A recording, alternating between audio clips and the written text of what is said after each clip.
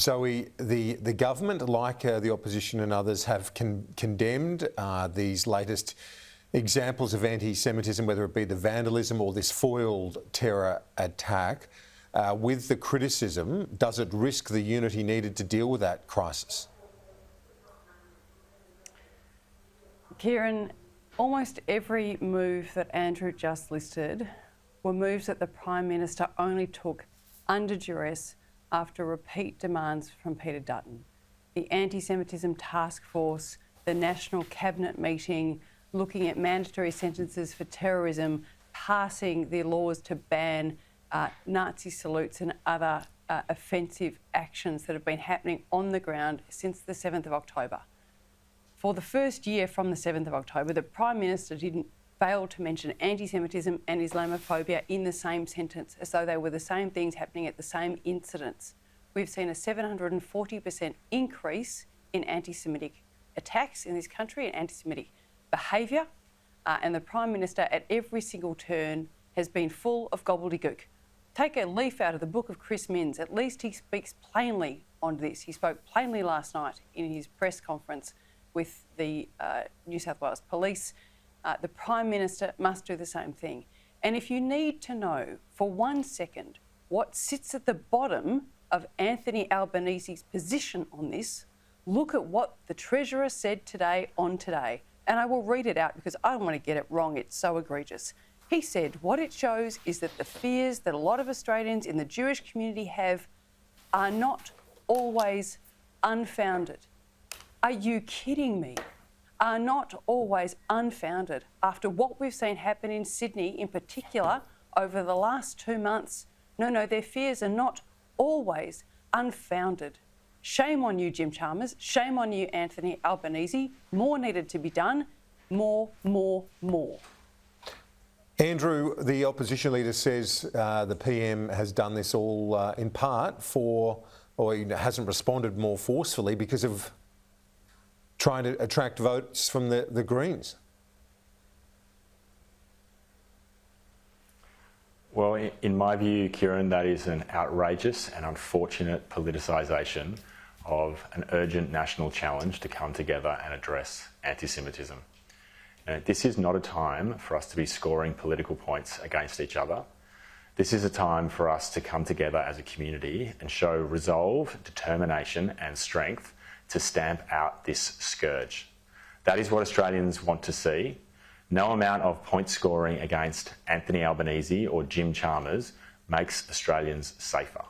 What makes Australians safer is us coming together with concrete plans and real action to stamp out anti-Semitism and make sure that everybody in Australia feels safe. Australians are appalled by this. This is an abhorrent set of acts that the Jewish community in Australia have faced day after day after day. And what we need now is resolve, strength and unity, not political point scoring. This was an argument made by Mark Dreyfus, Zoe. He was at the 80th anniversary of the liberation of Auschwitz. He says the politicisation of the issue is grotesque. Yeah, I'm sorry, I'm just not taking that from a leadership that's failed to act on anti-Semitism since October 7. I listened to Andrew's words, I applaud Andrew's words, I applaud Josh Burns's words, right? That kind of clarity was needed from the beginning. It's all very well 14 months later, after the destruction of childcare centres, synagogues and patent fear on the streets, as well as the threat of the biggest terrorist act in this country. It's all very well to say enough is enough now. I'm sorry, enough is enough on the weekend of October 7. What we saw happen in Sydney then was a sign to this government to be very clear in its language, and it failed to do so, and it failed to do so for a whole year. Until right now, it is plain to every Australian citizen that they have let this get out of hand. I want to, we're going to have more on this issue. Obviously, the Prime Minister is going to be asked about it shortly in Melbourne. We'll get to that news conference when he gets to that lectern. In the meantime, Andrew, let's change tack. I want to ask you about the inflation number. Will we see a rate cut in a few weeks? Well, look, certainly we've made really strong progress on inflation. As everybody knows, the Liberals left Australia with very high inflation. with a 6 in front of it. And we have been steadily bringing that inflation rate down. And yesterday we saw another reduction. Now we have headline inflation right in the middle of the RBA's target band, which gives them maximum room to move in terms of bringing interest rates down. Of course, that decision is up to the independent Reserve Bank, but the government has done the hard work of getting inflation down, which provides the opportunity for interest rate cuts. That's not something that was done easily. It's certainly not something that was done by the Liberals, and Australians have felt an enormous amount of pain as that inflation rate has been coming down. But I think Australians can now look forward to a period of more normal and moderate inflation and a period in which the RBA has the opportunity to reduce rates, and that should be welcome to all Australians who've been doing it so tough over the last 3 years, trying to get that Liberal inflation down. The Zoe McKenzie, the Liberal inflation. It was certainly more than double what it is now at the at the time of the last election. So there has been a great deal of progress, no? The average inflation under this government, 4.1. The average inflation under our previous government, 2.2. I welcome this change and I hope it produces results in terms of an interest rate reduction. The average Australian mortgagee is paying $26,000 more every year. It's more like $50,000 in my electorate because of property values.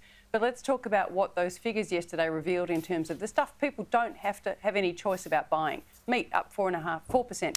Veggies up 4.5%, insurance up 6%, school costs up 5%. I was mown down at the butter manufacturing plant on Monday as people were coming in to get their discount school shoes because, frankly, they have to. Prices are going up left, right and centre in the stuff that's non-negotiable.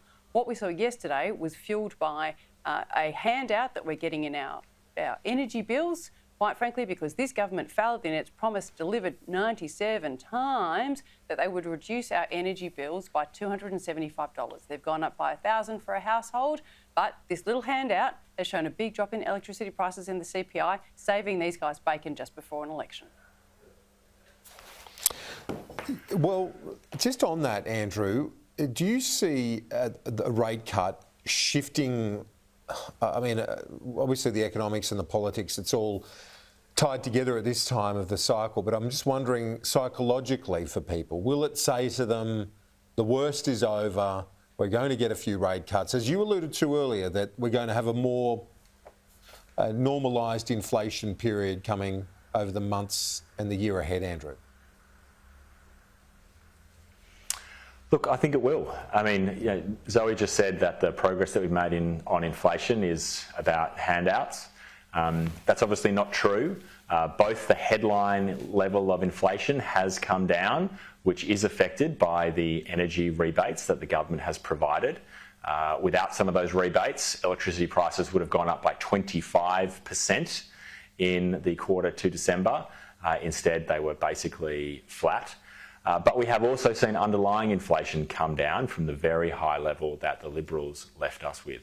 So we've been making progress on inflation both by helping people with cost of living measures and by getting that underlying inflation down from the level that the Liberals left us with. I think people are now starting to see some light at the end of the tunnel. It's been a very difficult period as that inflation grinds down from the 6% level that the Liberals left us with, a level that forced the RBA to lift interest rates so many times.